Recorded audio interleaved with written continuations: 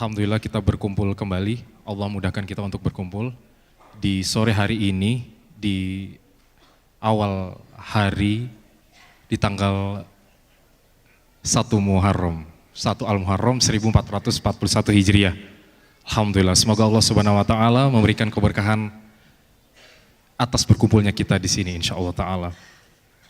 Kami ucapkan selamat datang di majelis ilmu, di majelis di mana keberkahan Allah turunkan dan Allah berikan keterangan bagi kita semua insyaallah taala.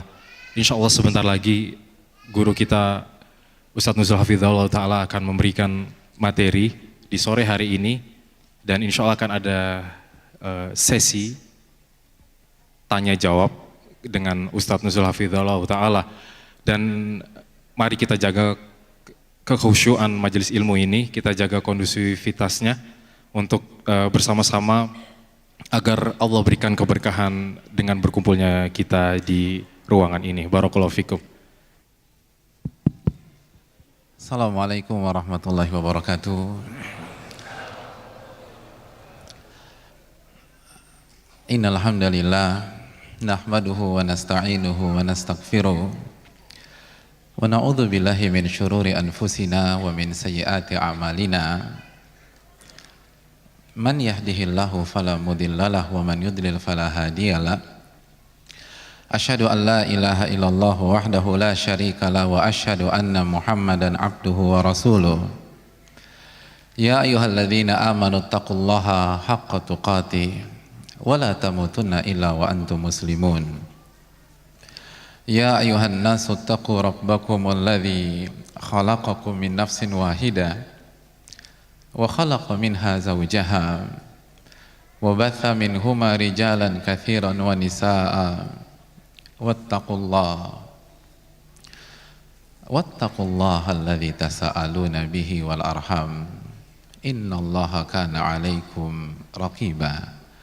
Ya ayyuhalladzina amanu taqullaha wa qulu qawlan sadida yuslih lakum a'malakum wa yaghfir lakum dhunubakum wa man yuti'illaha wa rasulahu faqad faza fawzan 'azima.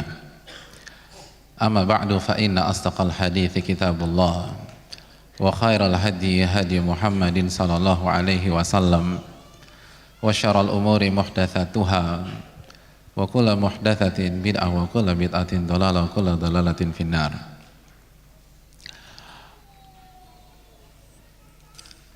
Hadirin sekalian,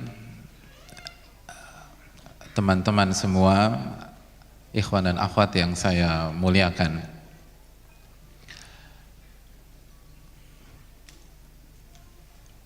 Lima belas abad yang lalu ada seorang anak muda, hadirin. Ia bercerita tentang dirinya. Cerita ini awalnya beliau sampaikan kepada Abdullah bin Abbas. Lalu Abdullah bin Abbas meriwayatkan lagi sampai pada akhirnya diriwayatkan oleh Al-Imam Ahmad dalam kitab Musnadnya. Pemuda ini bukan orang Arab. Ia sampaikan sendiri bahwa dia dari Asbahan.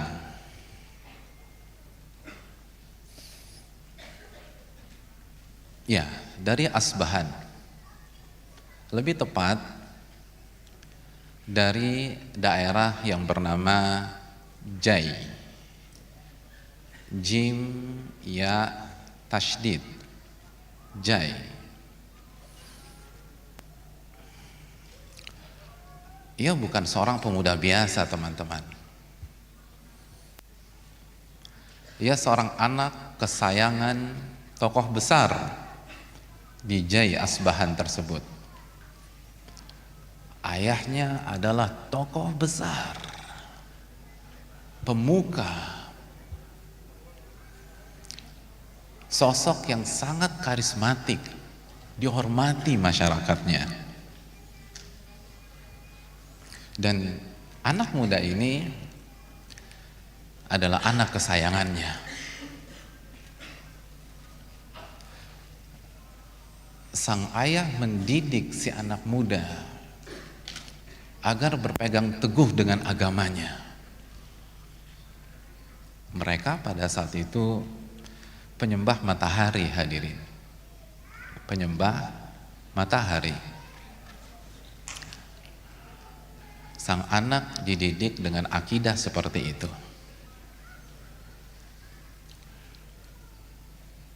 Dan sang ayah sangat protek kepada sang anak. Untuk ukuran anak laki-laki, dia tidak bisa sebebas anak laki-laki seusianya. Bahkan cenderung dikurung di dalam rumah. Sang ayah khawatir si anak terkontaminasi nilai pemikiran yang tidak sesuai dengan akidah mereka para penyembah matahari.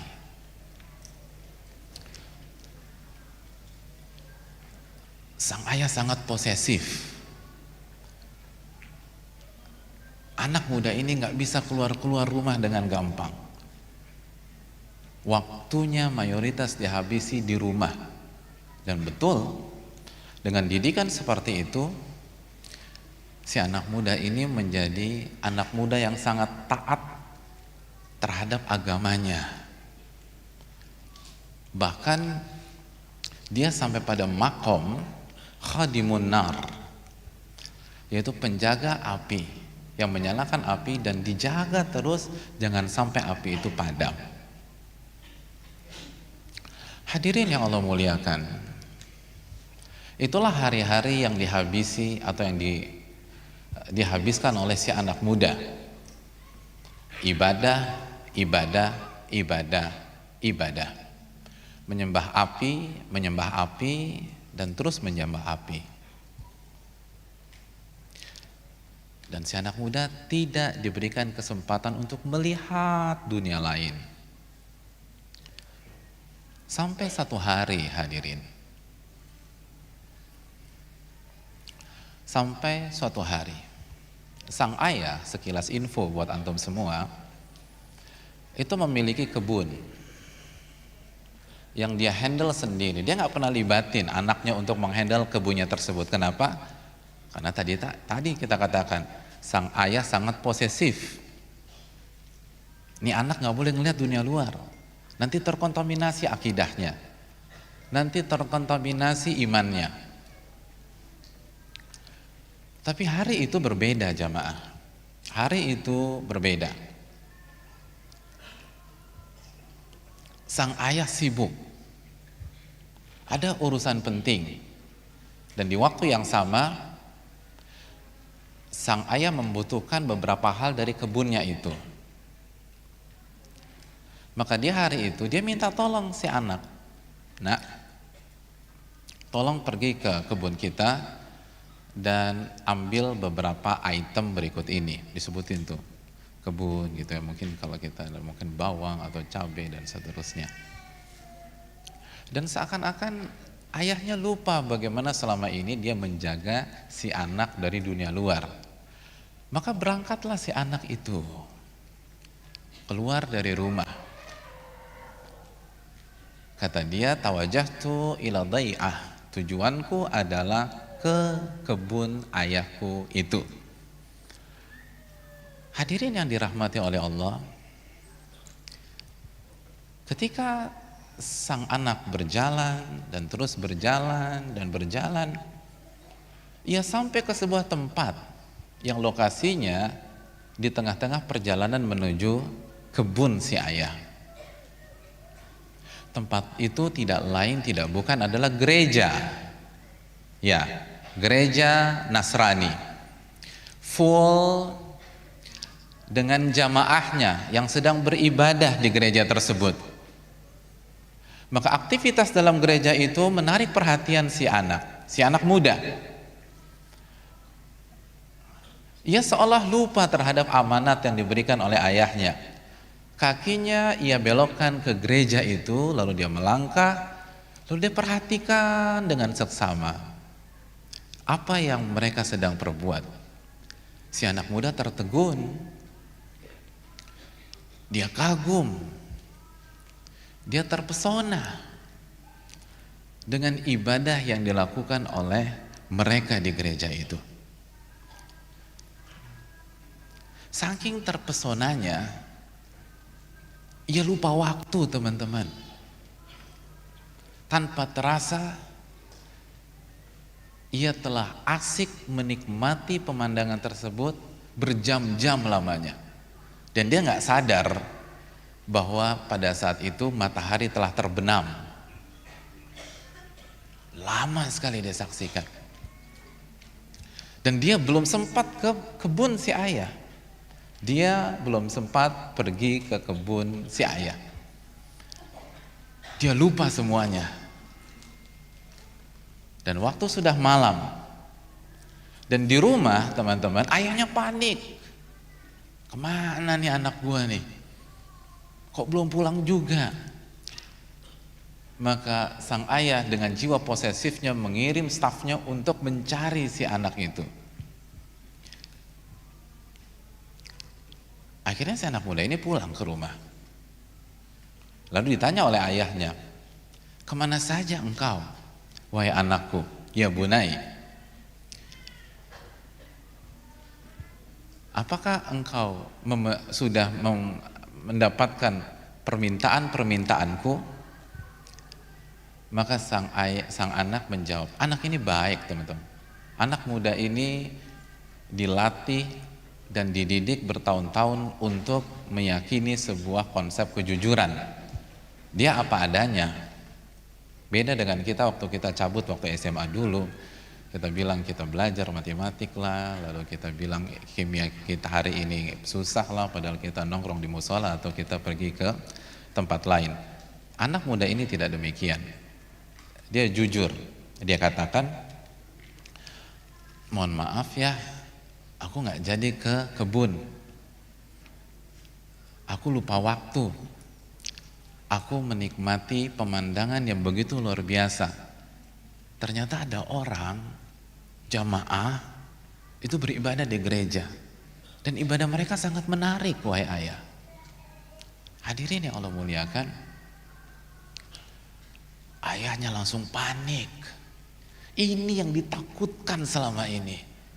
Ini yang dikhawatirkan selama ini. Anaknya terkontaminasi pemikiran luar yang bertentangan dengan akidah yang selama ini mereka yakini. Lalu segera sang ayah berusaha mengcounter, "Dinuka wa dinu abaika khairun min dinihim." Nah, ingat baik-baik, agamamu dan agama orang tua serta nenek moyangmu itu lebih baik daripada agama mereka.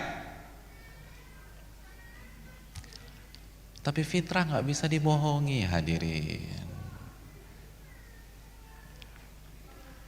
Dan sang anak ini dididik untuk jujur. Dengan lembut anak itu menjawab, "Ya, aku rasa enggak deh. Agama mereka jauh lebih baik daripada agama kita." Hadirin, yang ditakutkan sang ayah terjadi. Dalam benak sang ayah, anakku kena syubhat ini. Kan gitu ya, kalau dunia dakwah kan begitu ya. Ini kena syubhat nih. Hadirin, maka tindakan preventif langsung dilakukan oleh sang ayah. Si anak muda ini terkena penjara rumah. Ya, penjara rumah. Dia tidak boleh keluar dari rumah. Bahkan kaki anak muda itu dirantai, jamaah. Dirantai. Sehingga dia nggak bisa kemana-mana. Tapi sang anak sangat yakin dengan apa yang dia lihat. Mereka lebih baik, lebih lurus daripada keyakinan kita. Maka tanpa sepengetahuan sang ayah, si anak muda itu berusaha membangun komunikasi dengan salah satu jamaah gereja itu. Lalu bertanya, di mana saya bisa belajar agama kalian? Kata salah satu dari mereka, di Syam. Ya, kita tahu Syam adalah pusat dari Nasrani. Nabi-nabi mereka turun di sana. Lalu kata anak muda itu, boleh nitip pesan enggak? Kalau ada rombongan dari Syam datang ke kota kita ini, tolong kasih tahu saya. Tolong kasih tahu saya. Dan ini teman-teman sekalian dan jamaah dilakukan tanpa sepengetahuan sang ayah. Jadi orang tua lebih gaptek daripada anak. Ternyata bukan lagu baru jamaah sekalian. Dari dulu gitu loh. Anak-anak lebih jauh selangkah dari orang tuanya. Gitu. Dan ini warning bagi kita semua para orang tua. Jadi si anak muda juga ngalamin. Walaupun udah diborgol tuh kaki, masih bisa bangun komunikasi. Suatu hari tibalah rombongan dari Syam datang ke Asbahan. Dan sesuai kesepakatan, si anak dengan kondisi penjara rumah dan kaki diborgol mendapatkan info bahwa ada rombongan dari Syam datang ke kotanya. Oh, emang jago anak-anak muda tuh jamaah.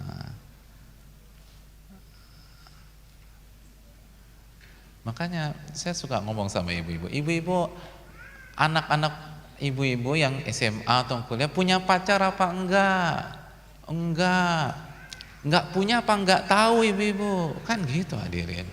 Pak, ya hadirin, siapa di antara antum punya pacar waktu SMA cerita sama orang tuanya? Mayoritas enggak. Kalaupun cerita punya 9, paling cerita 1 atau 2 saja jamaah. Anak muda hadirin, anak muda.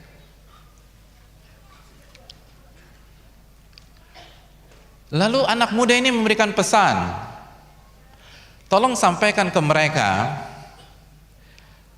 saya tahu mereka datang ke sini bukan untuk saya. Siapa saya? Saya nggak dikenal oleh mereka. Mereka ke sini untuk melakukan atau mengerjakan atau memenuhi kebutuhan dan urusan mereka. Tolong sampaikan kepada mereka, jika mereka sudah selesai dari urusan-urusan mereka dan mereka rencana balik ke Syam, tolong kabari saya. Saya mau ikut mereka. Saya mau ikut mereka. Saya ingin belajar agama ini. Ini agama lebih bagus daripada agama saya. Maka beberapa hari kemudian atau beberapa waktu kemudian, setelah rombongan Syam itu selesai dengan segala urusannya, lagi-lagi si anak muda dapat bocoran dan tanpa sepengetahuan orang tua. Apa yang dilakukan? Dia buka borgol kakinya hadirin. Jadi ini anak muda jago hadirin. Kenapa nggak dari kemarin aja Pak Ustadz? Jangan tanya saya hanya menceritakan kepada antum. Tapi setidaknya kita lihat bagaimana birrul walidain, berbakti kepada orang tua. Kalau tidak ada alasan, buat apa saya buka? Wong ini perintah ayah saya. Tapi sekarang ini saatnya saya buka. Karena saya ingin cari kebenaran. Hadirin, cari kebenaran. Maka dia buka borgolnya. Dia kabur dari rumah dan dia pergi bersama dengan rombongan ahlul kitab tersebut menuju Syam. Dia tinggalkan kota Jai hadirin. Dia tinggalkan tanah airnya. Dia tinggalkan zona aman hadirin, zona aman. Ini kan yang takutkan orang-orang yang berhijrah pada hari ini. Ini yang membuat orang hijrah setengah-setengah. Zona aman. Ditinggalkan semuanya. Ditinggalkan ayahnya yang begitu mencintainya dan siap mensupportnya apapun yang dia minta selama dia masih menjadi penyembah matahari atau penyembah api, mohon maaf. Ditinggalkan itu semua, hadirin. Ditinggalkan kenyamanan, ditinggalkan kesuksesan, ditinggalkan harta demi mencari kebenaran. Dan dia pergi ke Syam. Apa yang ditawarkan di Syam? Gak ada, hadirin. Belum ada Traveloka dulu. Dia belum booking kamar di sana. Tapi dia yakin dengan sebuah konsep, kalau saya jujur dengan Rob saya akan tolong saya.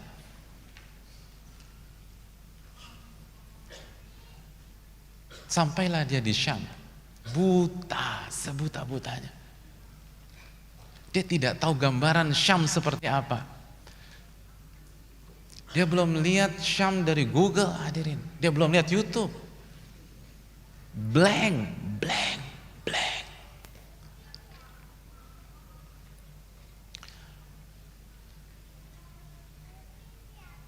Lalu dia tanya, siapa orang yang paling baik yang ada di sini? Siapa orang yang paling baik? Saya mau tahu. Saya mau samperin tuh orang. Akhirnya dia dikasih tahu. Seorang tokoh agama. Disamperin jamaah. Ini baru anak muda, hadirin, gak malu, gak takut. Kalau berkaitan dengan kebenaran, sebagaimana yang dikatakan Al-Imam Mujahid, la yata'allamul ilma mustahin wala mustakbir.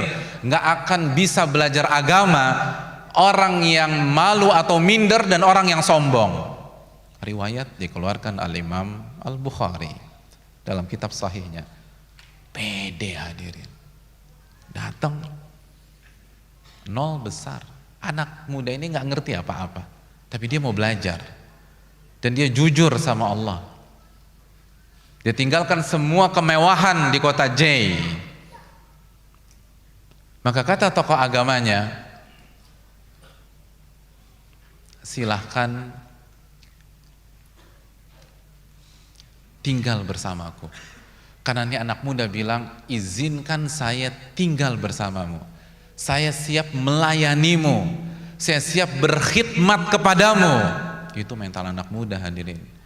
Berkhidmat kepada ilmu, berkhidmat kepada ahli ilmu. Dan dia gak mikir berapa salary saya, berapa saya dapat per bulan. Gak ada hitung-hitungan begitu. Tujuan saya bagaimana mendapatkan kebenaran, karena kebenaran lebih berarti daripada harta dunia. Kalau cuma cari duit, ngapain saya keluar dari Asbahan? Oh, saya kaya di sana. Bukan itu yang saya cari. Hadirin,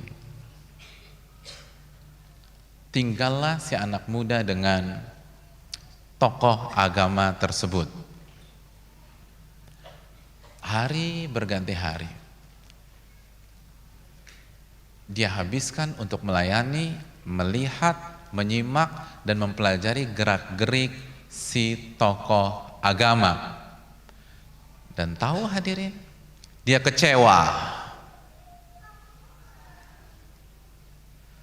Ternyata tokoh ini musang berbulu domba.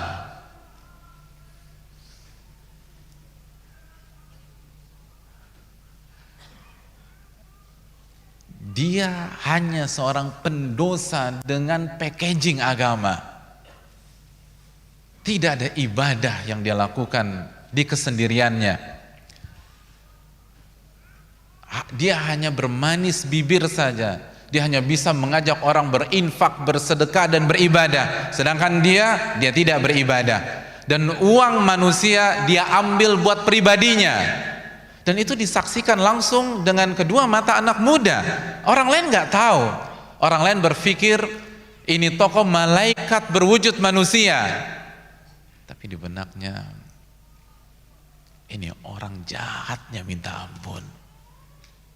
Dia makan uang orang atas nama Tuhannya. Ini jahat. Dan uang itu dia sembunyikan. Kalau bahasa kita di sebuah bunker begitu. Dan yang tahu hanya si anak muda. Sampai pada hari kematian tokoh tersebut, seluruh warga berduka karena meyakini ini orang baik. Kita kehilangan tokoh besar kita kehilangan teladan kita. Pada saat mereka ingin memproses jenazahnya, si anak muda ini nggak tahan hadirin untuk tidak bicara. Namanya juga anak muda,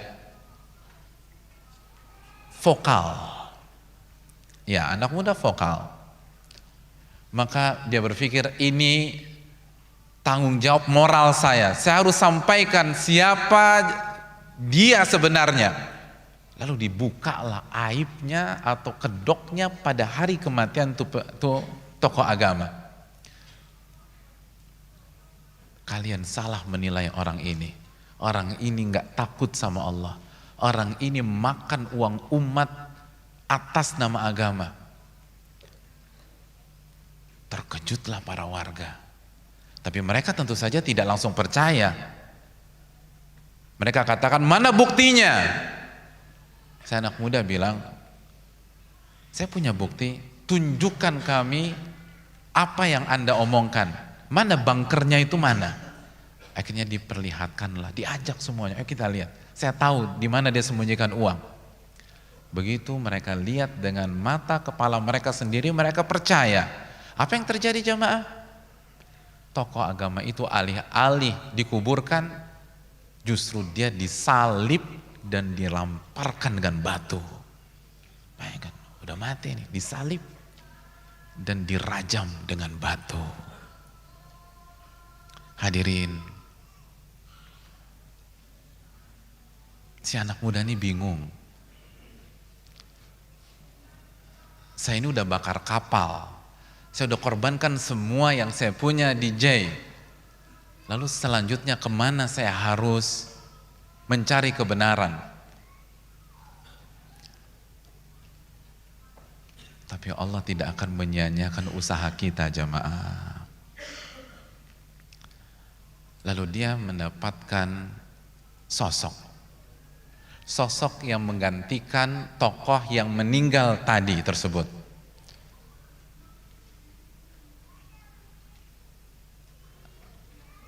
Tapi namanya juga orang, kondisinya nggak seperti ketika berangkat dari J. Ada trauma dalam diri dia. Jangan-jangan sama lagi nih kayak kemarin. Maka dia perhatikan, dia lihat, dia dalami kehidupan orang ini. Hadirin, ternyata tokoh inilah yang dia cari selama ini.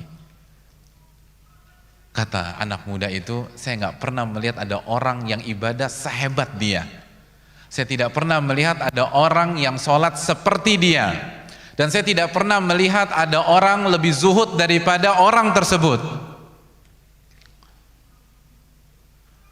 Akhirnya dia hidup bersama tokoh itu dan belajar kebenaran dari tokoh tersebut. Hari berganti hari, bulan berganti bulan, sampai tiba waktu wafatnya tokoh ini. Beliau sedang dalam kondisi sakratul maut. Ya, sakratul maut. Dan si anak muda ini galau. Dia berpikir ke depan. Kalau guru saya meninggal, insya Allah masuk surga. Tapi gimana dengan saya? Saya baru sedikit menimba ilmu dari dia. Akhirnya di saat gurunya masih bisa diajak komunikasi, anak muda ini meminta nasihat dan wasiat. Wahai guruku, engkau tahu bagaimana kondisiku. Saya mau minta wasiat dari engkau. Kalau engkau meninggal, kemana saya harus belajar? Kemana saya harus belajar? Lalu kata gurunya, wahai anakku, Saya nggak tahu ada orang yang komitmennya seperti kita kecuali seorang tokoh di daerah yang bernama Al-Mausil. Coba engkau pergi ke sana. Lalu setelah pesan itu, wafatlah sang guru. Maka si anak muda itu pergi ke Al-Mausil demi mencari kebenaran. Begitu sampai di Al-Mausil, bertemulah dia dengan tokoh yang direkomendasi oleh gurunya sebelumnya. Maka dia sampaikan dan diterima sebagai seorang guru. Mohon maaf, diterima sebagai seorang murid. Tinggallah dia bersama gurunya. Lihat hadirin, metode terbaik itu berguru. Dan berguru itu bukan hanya datang ke kajian, kita tempel tuh ahli ilmu, belajar dari kehidupannya.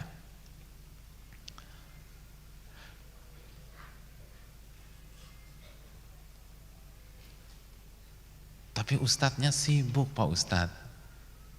Antum sudah pergi ke Syam hadirin, lalu dari Syam ke Mausil. Apa effort yang sudah kita perjuangkan untuk bisa berguru? Anak muda ini diterima di Mausil, maka dia belajar, dia seneng banget. Dan ternyata gurunya di Mausil kualitasnya seperti gurunya sebelumnya di Syam. Tapi di tengah-tengah kegembiraannya, gurunya kondisinya menurun. Lalu mengalami sakratul maut, dan dia sedihnya minta ampun. Maka mumpung guru saya masih bisa berkomunikasi, beliau bertanya kepada gurunya, wahai guruku, aku datang ke engkau itu karena direkomendasi oleh guruku yang sebelumnya. Kan aku pengen belajar, aku pengen berubah, aku pengen hijrah, aku pengen jadi lebih baik, aku ingin masuk surga. Dan aku diarahkan ke engkau, sekarang engkau akan wafat. Kemana aku harus berguru? Lalu kata gurunya, wahai anakku, saya nggak tahu ada orang yang istiqomah seperti perjuangan kita kecuali seseorang yang ada di daerah yang bernama Nisibin. Coba engkau pergi ke sana. Lalu setelah itu gurunya meninggal. Setelah gurunya meninggal, si anak muda berangkat ke Nisibin. Allahu Akbar. Asbahan, ke Syam, dari Syam, Al-Mausil, lalu Mausil, Nisibin. Begitu sampai di Nisibin, dia bertemu dengan tokoh yang direkomendasi oleh gurunya sebelumnya. Lalu dia ajukan diri, dia ceritakan ceritanya, dan diterima dengan tangan terbuka oleh gurunya di Nisibin. Maka dia berguru dengan tokoh yang ada di Nisibin. Dan dia menikmati pembelajaran sehari-hari karena kualitasnya seperti gurunya yang sebelumnya dan yang pertama. Tapi kegembiraannya tidak berlangsung lama. Gurunya kembali mengalami sakratul maut. Lalu kembali dia galau hadirin. Lalu dia sampaikan, saya datang ke engkau karena saya direkomendasikan guru saya yang sebelumnya yang ada di Mausil. Lalu sekarang engkau, dan saya sangat menikmati belajar dengan engkau, saya banyak dapat ilmu, saya dapat iman, akidah saya tambah mantap, dan saya semakin yakin kepada Allah. Tapi sekarang engkau akan meninggal dunia. Siapa yang kau rekomendasikan setelah engkau wafat? Lalu apa kata gurunya tersebut? Wahai anakku, saya tidak tahu ada sosok yang bisa dijadikan panutan dan guru kecuali seseorang yang berada di Ammuria. Coba Anda pergi ke sana, belajar sama beliau. Begitu gurunya wafat, maka si anak muda pergi ke Ammuria. Itu hadirin, Syam, Mausil, Nisibin, dan sekarang Ammuria. Antum udah capek belum dengernya hadirin? Antum dengar aja capek, antum bayangin break gimana kalau beliau. Ini udah mulai ngantuk, udah mulai mau baca bismika Allahumma amutu wa ahya. Hadirin, antum berpikir mental seperti itu bisa membuat antum sukses? Enggak. Surga mahal jamaah. Ala inna sil'atallahiyal ghaliyah. Ala inna sil'atallahiyal jannah. Yang Allah tawarkan tuh mahal. Yang Allah tawarkan surga. Makanya anak muda pergi ke Amuria. Pergi ke Amuria. Sesuai dengan nasihat dan wasiat gurunya. Begitu sampai di Amuria, dia menemukan sosok yang direkomendasi oleh gurunya tersebut. Dan benar, kualitas sama, alim, rajin ibadah. Maka dia berguru dengan sosok tersebut. Dan dia senang banget. Dia bahagia dengan hari-harinya, sebagaimana guru-gurunya sebelumnya. Tapi akhirnya setiap kebersamaan pasti ada akhir. Gurunya kembali menurun kondisinya dan akan meninggal dunia. Maka sebagaimana kebiasaannya, dan antum sudah bisa tebak pertanyaannya, wahai guruku, gimana saya harus belajar? Bagaimana saya harus belajar? Dan hadirin, apa jawab gurunya? Paling sama Pak Ustadz seperti yang sebelumnya. Aku udah rencana mau pulang nih Pak Ustadz. Ini monoton sekali ceritanya. Hadirin, jangan pulang dulu. Karena guru dari Amuriyah itu menjawab dengan jawaban yang berbeda. Kata gurunya, saya tidak tahu ada orang yang sekualitas dengan kita saat ini. Tuh kan sama. Sabar. Tapi saya kasih tahu engkau info penting.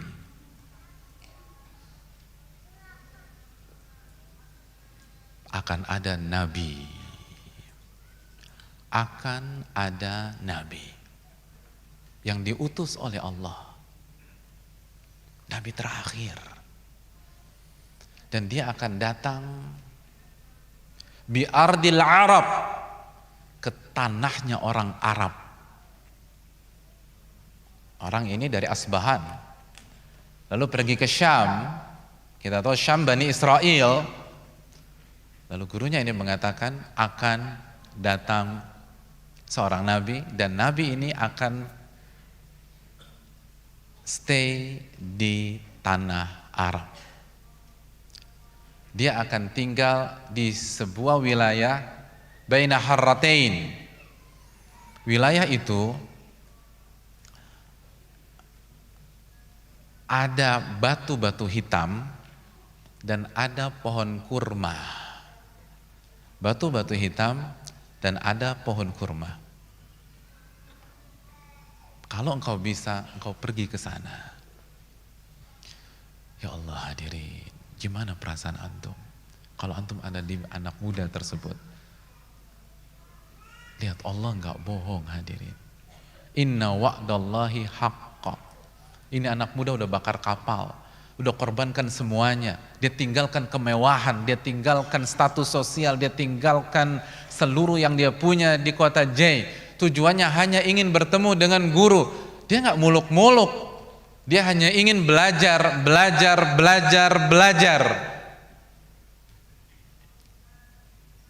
Lalu lihat perjalanannya, arahkan ke guru.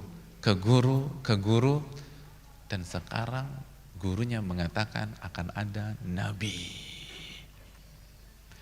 Itu senengnya minta ampun. Hadirin yang Allah muliakan. Lalu selama di Amuria, ini anak muda punya usaha, teman-teman. Sehingga dia punya sedikit harta, dia punya sapi dan dia punya kambing. Dia punya sapi, dia punya kambing. Suatu ketika ada sekelompok pedagang yang datang ke Amuriyah. Pedagang yang datang ke Amuriyah. Lalu dia datengin tuh pedagang, sekelompok rombongan pedagang.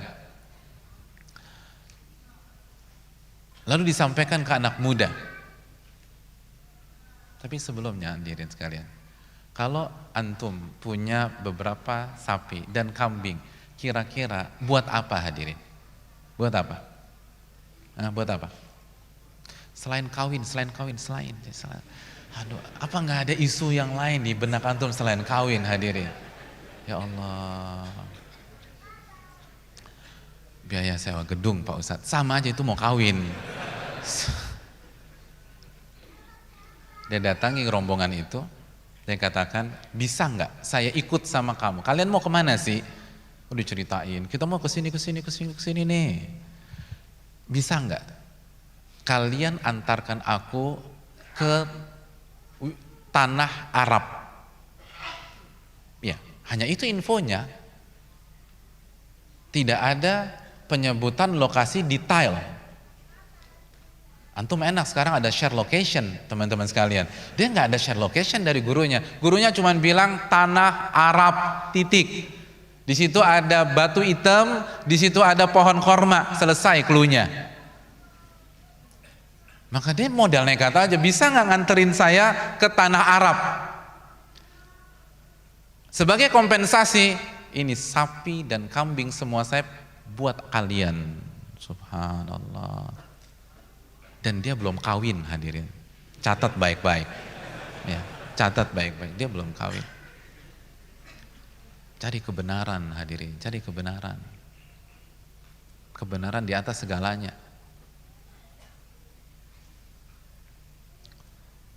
Kata ketua rombongan, oke. Kita terima. Serahkan sapi dan kambing kamu. Kamu boleh ikut kita, nanti kita akan antar. Itu senangnya minta ampun hadirin. Dan gak mikir panjang tuh, nanti gimana di sana, aku makan apa, terus cewek Arab mau gak sama aku dan seterusnya. Gak ada, gak mikir begitu hadirin. Dan ini juga belum jelas, lokasinya belum jelas. Yang penting semakin mendekati saya ikut udah. Yang penting tanah Arab kan, udah gitulah. Senang deh gitu ya. Hadirin yang Allah muliakan. Maka berangkatlah dengan hati yang bahagia. Dan hari-hari perjalanan dia lewati dengan sebuah optimisme yang besar. Tapi ekspektasi hanyalah ekspektasi hadirin. Di tengah perjalanan rombongan berkhianat kepada dia. Ya, berkhianat. Kesepakatan dicampakkan.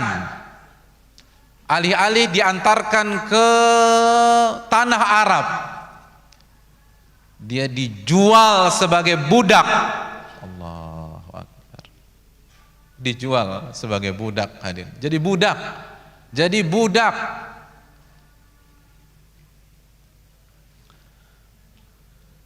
Ketika ada seorang Yahudi bertemu dengan rombongan tersebut di tengah jalan, dijual. Subhanallah.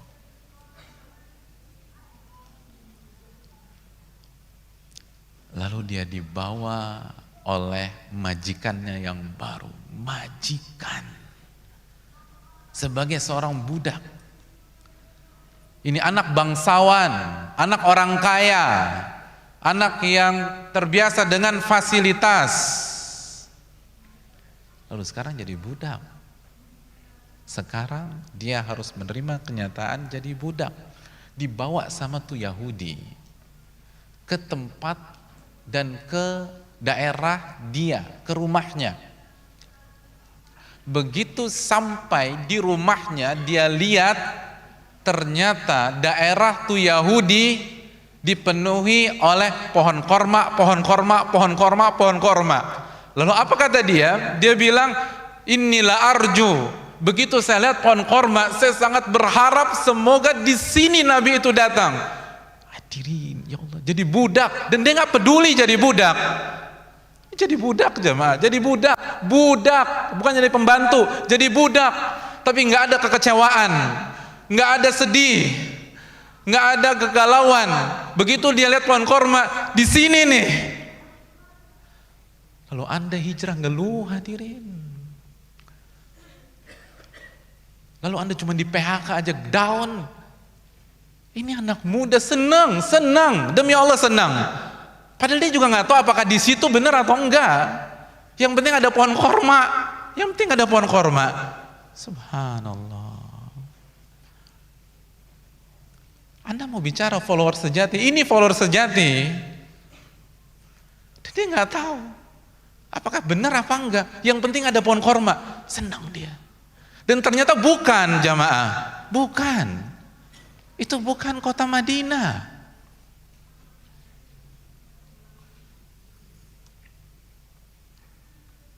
Atau bayangin kita yang selama ini hidup enak tiba-tiba jadi budak, alih-alih caci maki orang, senang. Itu pencari iman jamaah. Itu muhajir. Itu orang yang berhijrah. Bukan hanya sebatas wardrobe atau penampilan, tapi mental jahiliyah. Spirit jahiliyah. Mana ada keyakinan seperti itu hadirin?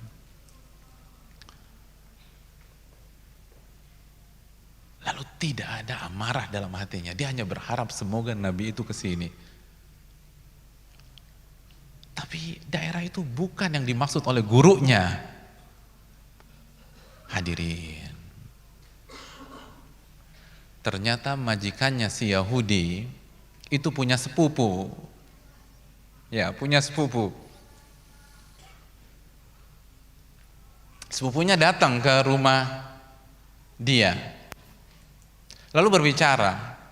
Lalu melihat tuh anak muda. Lalu sepupunya menawar. Kayaknya boleh juga tuh budak lo tuh. Berapa kira-kira harganya? Ya Allah. Gimana perasaan antum kalau dengar antum diperjualbelikan, teman-teman sekalian? Padahal dulu antum punya semuanya. Akhirnya deal. Dia dijual untuk kedua kali.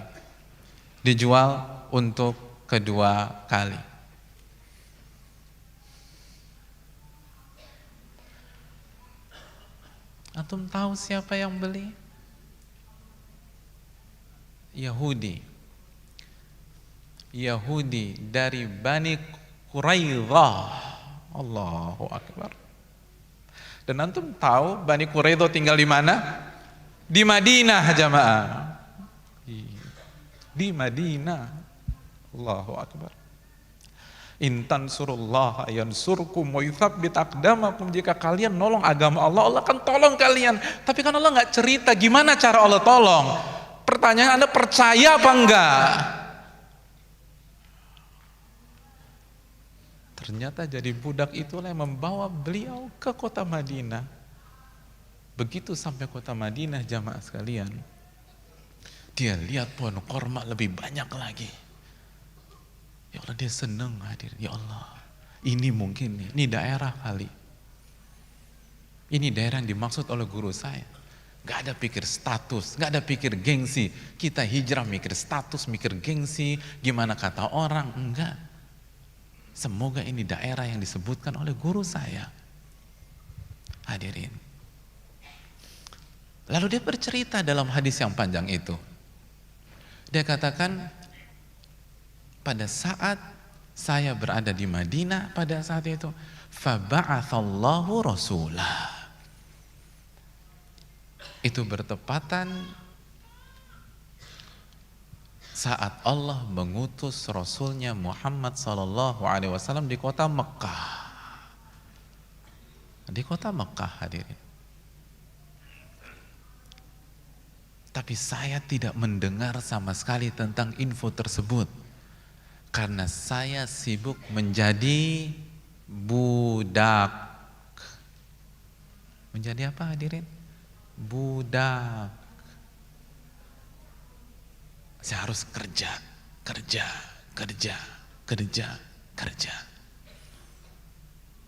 Itu hari-hari yang saya harus habisi pada saat itu. Jamaah. Tapi dia nggak pernah lupa harapannya. Dia nggak pernah lupa pesan gurunya. Dia berdoa, dia minta, dia berharap, dia nggak down, dia nggak mundur, dia nggak kabur hadirin. Coba saya ajak antum kembali ke episode atau scene pertama-tama kisah ini.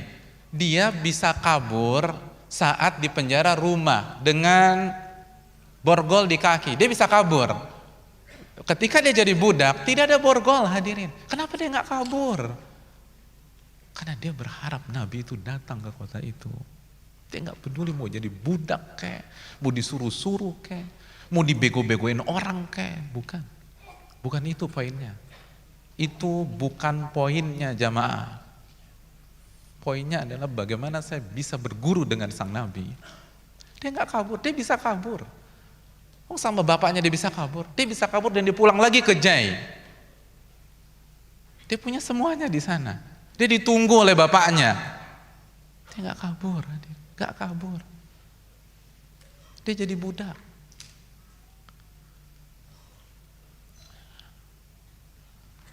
In tasduqillaha yasduka. Jika Anda jujur sama Allah, maka Allah akan wujudkan cita-cita Anda. Hari itu datang jamaah. Hari itu datang. Dia bercerita tentang hari itu secara detail. Pada saat itu dia sedang berada di atas pohon kurma. Sedang bekerja sebagai apa? Budak.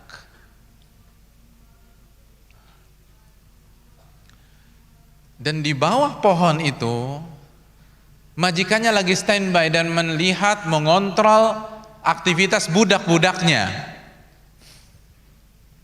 Tiba-tiba majikannya kedatangan tamu yang notabene adalah sepupu si majikan itu.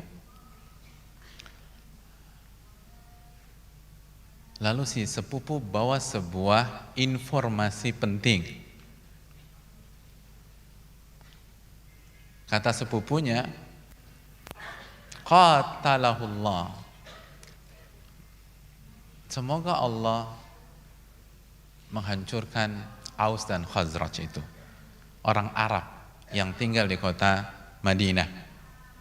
Hari ini informasinya, hari ini mereka sedang berkumpul di Kuba.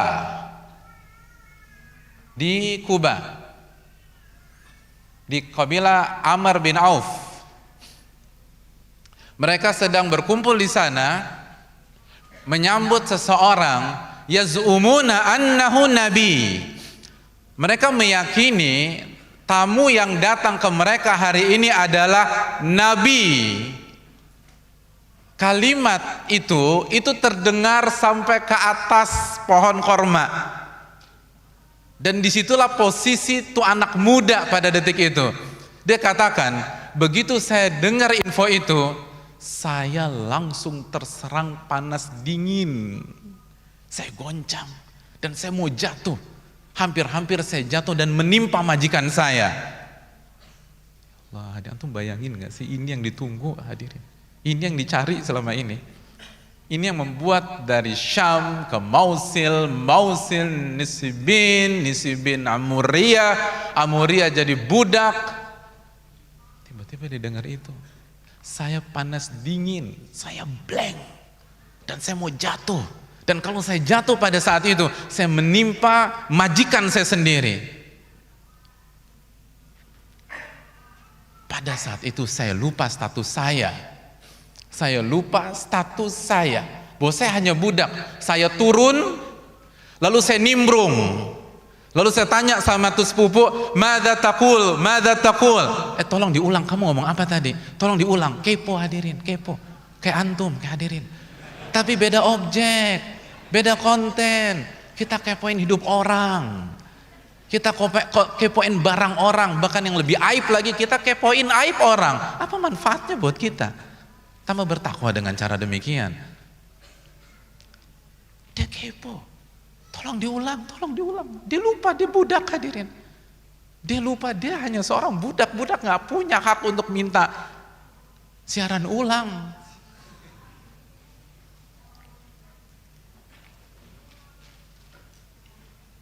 Begitu dia meminta, majikannya marah besar. Dan majikannya mengatakan, celaka Anda. Dalam riwayat dipukul hadirin, digampar plak.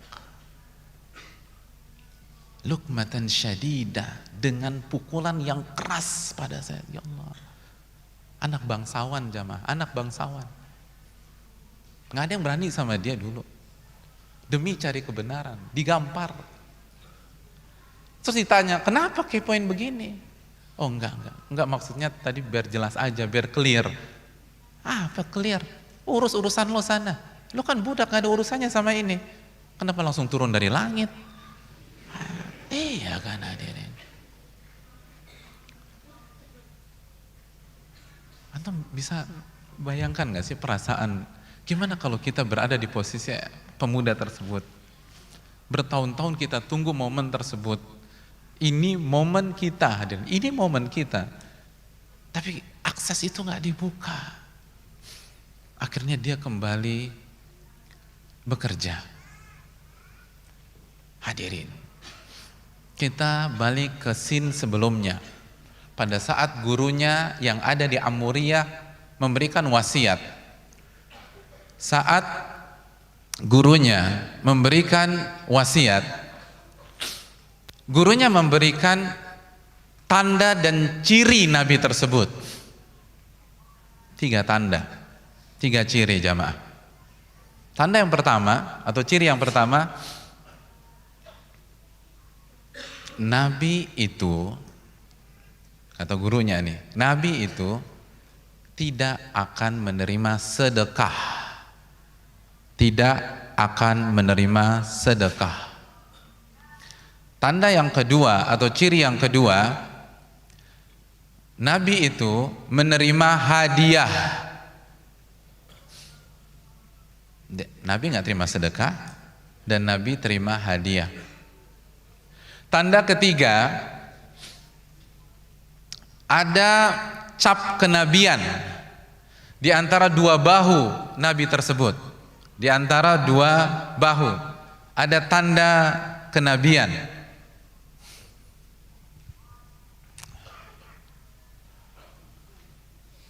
Maka begitu dia mendengar informasi tersebut,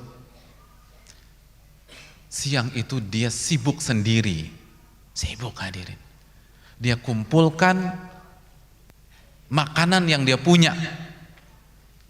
Makanan yang dia punya.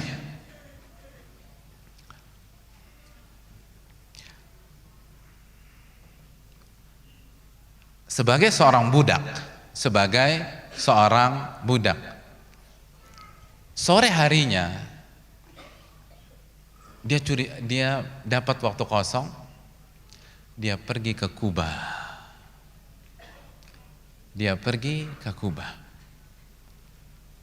Lalu untuk pertama kalinya dia melihat sosok yang diyakini oleh sahabat-sahabat sosok itu sebagai Nabi.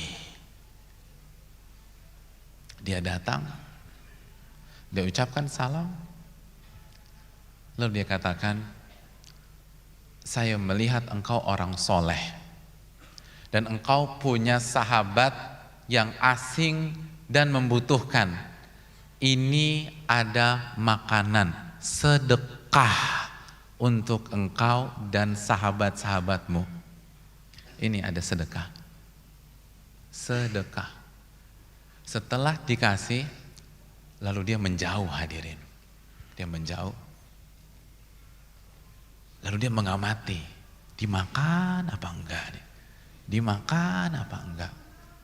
Dia amati apa yang akan dilakukan oleh Nabi SAW. Kata gurunya, Nabi itu makan sedekah apa enggak? Enggak. Maka Nabi SAW menerima, lalu dibagi-bagikan ke para sahabat, dan beliau tidak ambil dan makan buat dirinya sendiri. Ya Allah, hadirin, itu dia dalam kesendiriannya bilang gini, hadhihi wahidah. Ya Allah, tanda pertama berhasil. Atau bayangin gak sih kalau kita sama beliau, ini pengorbanan saya, tanda pertama berhasil. Hadhihi wahidah, ini ciri yang pertama. Ini ciri yang pertama. Dia gak terima sedekah. Berarti kan pengorbanan gue gak sia-sia selama ini. Masih ada harapan. Masih ada harapan, hadirin. Walaupun belum tuntas, masih ada 2 ciri lagi. Tapi paling enggak, langkah pertama sudah berhasil. Lalu beliau pulang dengan bahagia. Senangnya minta ampun jamaah. Senangnya luar biasa. Lalu dia kumpulkan makanan lagi. Lalu dapat kabar. Beberapa hari kemudian, sebagian riwayat Nabi di Kuba 14 malam, hadirin. Dia dapat kabar Nabi sudah sampai Madinah. Lalu dia datengin Nabi SAW. Dia bawa makanan jamaah. Dia bawa makanan.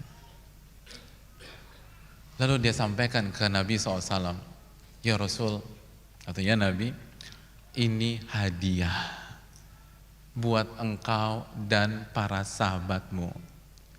Ini test the water yang kedua jamaah. Hadiah. Dia kasih, dia melipir, hadirin. Dia menjauh. Dan dia perhatikan apa yang akan dilakukan oleh sang Nabi. Lalu dia lihat Nabi makan makanannya tersebut. Allahu Akbar. Kata dia dalam dirinya, hatani thnatan. Ya Allah. Ini ciri yang kedua. Satu lagi. Dan seluruh pengorbanan saya kebayar. Atau bayangin jadi budak jemaah, jadi budak. Pemuda ini cerdas, dia nggak main langsung gitu ya, dia cek dulu, dia tes dulu. Dan ternyata benar. Maka dia kembali pulang ke rumahnya. Dia kembali pulang ke rumahnya.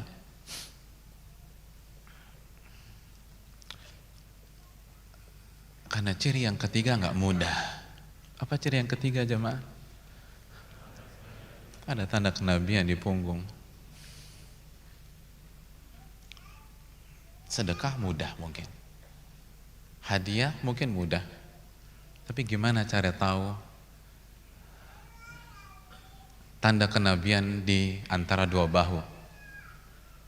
Sedangkan dia bukan tukang bekam, hadirin. Bukan tukang pijit.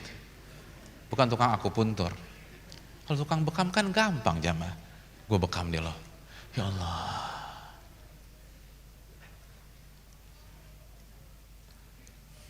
Dia cari celah, hadirin. Ini momen gue nih.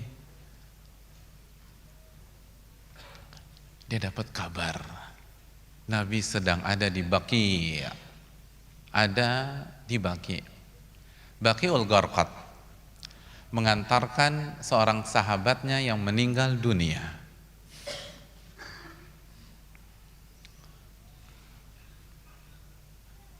Kondisi outdoor, mungkin bisa tersingkap karena akan ada prosesi pemakaman, mungkin ada baju yang akan tersingkap.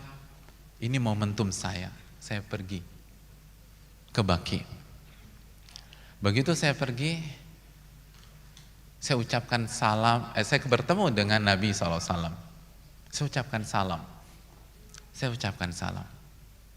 Habis ucapkan salam, saya langsung memutar ke arah belakang Nabi.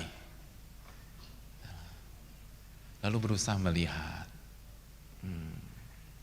Tapi nggak bisa kelihatan. Coba lagi, lihat lagi. Gak kelihatan jamaah. Dan Nabi mulai curiga. Coba kalau antum di posisi Nabi, ada orang salaman langsung ke belakang. Antum kan bingung, kenapa? Bingung kita hadirin.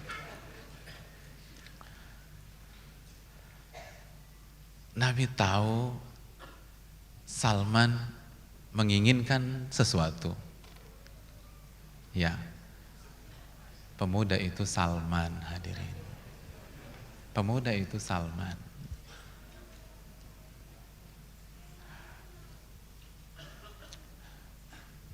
Dan yang dia incar adalah tanda kenabian beliau. Lalu apa yang terjadi hadirin? Nabi buka pakaian atas beliau. Dan tanda itu terlihat. Lalu Salman langsung datang ke Nabi, beliau peluk Nabi kita SAW. Lalu beliau cium, beliau nangis.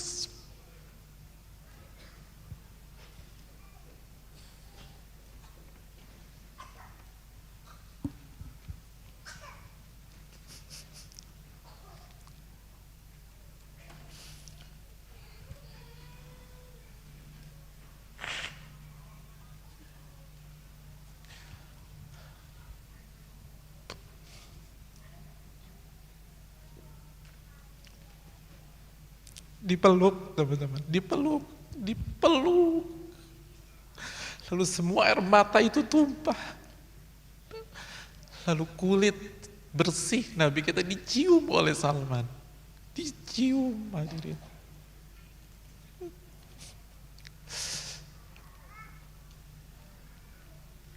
Itu follower sejati teman-teman. Yang ada di benaknya dalam seluruh perjuangannya. Gimana dia dipenjara oleh bapaknya, dia kabur ke Syam, lalu dari Syam dia dapat orang yang salah, akhirnya dia pergi ke Mausil setelah dapat orang benar, dari Mausil ke Nisibin, dari Nisibin ke Amuria, dan dari Amuria dia jadi budak. Tapi semua nggak sia-sia jamaah, semua nggak sia-sia. Detik ini beliau berada persis di belakang Rasul Sallallahu Alaihi Wasallam dan dia peluk itu tubuh, lalu beliau cium dan beliau nangis, setangis-nangisnya.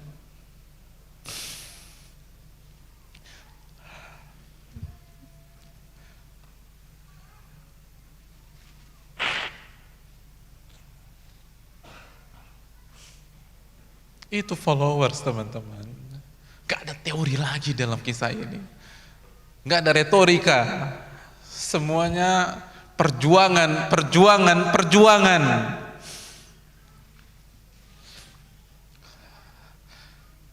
Wa khitamuhu misk. Dan endingnya seperti kasturi memeluk tubuh Rasul Sallallahu Alaihi Wasallam.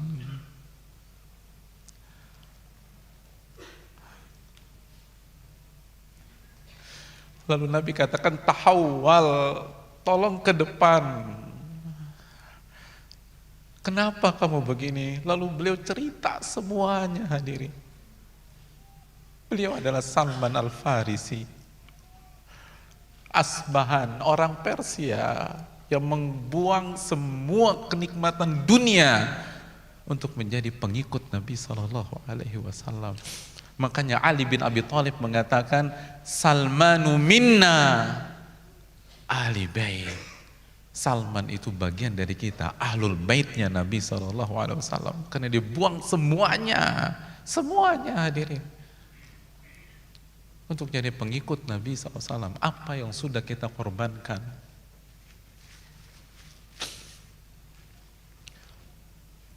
Kita dengar cerita ini nangis kita teman-teman. Gimana kalau kita benar-benar di posisi Salman bisa memeluk tubuh Nabi SAW. Lalu kita tumpahkan air mata kita di pundak Nabi SAW. Hadirin,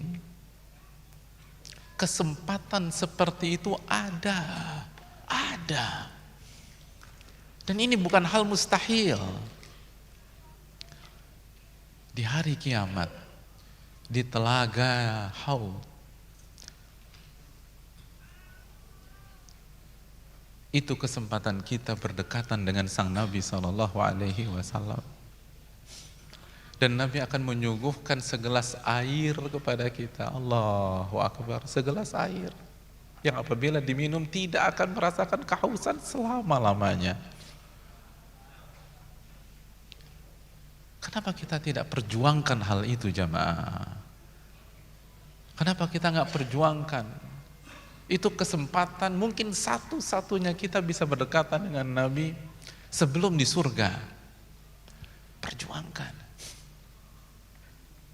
Jadilah pengikut Nabi yang setia.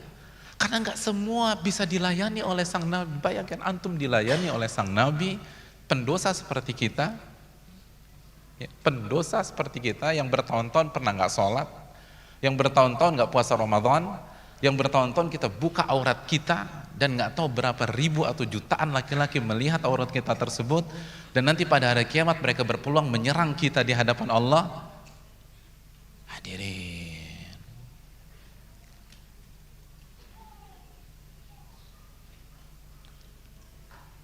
gak semuanya dilayani oleh Nabi, hanya pengikut setianya. Karena nanti ada yang tercegah, dan ketika Nabi berusaha membelanya, maka beliau akan mendapat jawaban, fa innaka la tadri ma ahdatsu ba'duk. Anda tuh nggak tahu apa yang mereka lakukan setelah engkau wafat, wahai Rasul. Mereka tidak menjalankan sunnahmu. Hadirin, pengikut sejati itu bukan lisan yang bermain. Pengikut sejati itu pengorbanan. Apa yang berani kita korbankan untuk Allah dan Rasulnya Sallallahu Alaihi Wasallam. Dan Allah enggak pernah menyelisih janjinya. Innallaha la yukhliful mi'ad. Salman sudah menjadi bukti nyata bagi kita. Itu anak muda, teman-teman. Itu loyalis. Itu pengikut. Dan dibayar manis. Memeluk tubuh Nabi SAW dan menumpahkan air matanya. Lalu Nabi mengatakan, katib ya Salman, tolong bebaskan diri Anda. Lalu Nabi meminta para sahabatnya yang punya uang untuk membantu Salman memerdekakan dirinya, dan Salman pun merdeka. Hadirin, cuman sebentar kok perjuangan, gak lama. Allah hanya ingin uji kita, loyal gak kita kepada Allah? Setia gak kita sama Nabi SAW? Apa yang kita rasakan, dirasakan oleh anak-anak muda yang jauh sebelum kita. Dan yang kita rasakan dan kita korban, gak ada apa-apanya dibanding mereka. Kalau sekarang saja sudah ngeluh, sudah gak berani keluar dari zona aman, bagaimana kita menjadi pengikut Nabi kita SAW?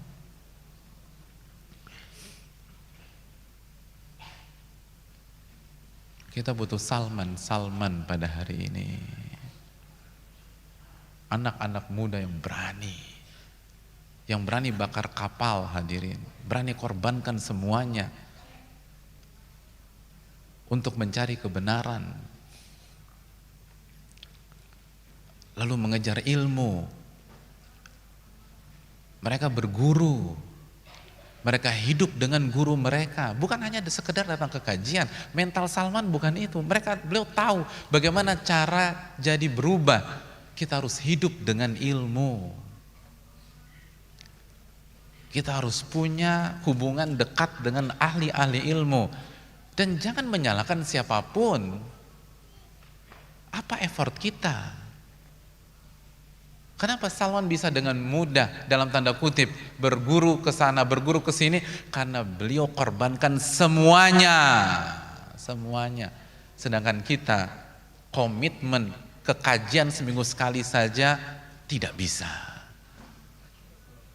Komitmen ke kajian pekanan saja afwan akhi, afwan ukhti, gue nggak bisa datang, gue lagi sibuk. Gimana Anda bisa menjadi follower sejati?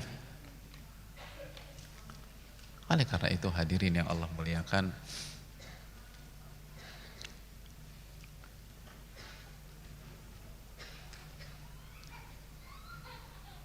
ahasiban nas an yutraku an yaqulu amanna wa hum la yuftanun. Apakah manusia berpikir mereka akan dibiarkan begitu saja mendeklar keimanan dan loyalitas mereka kepada Rasul, sedangkan mereka nggak diuji sama Allah Subhanahu wa taala?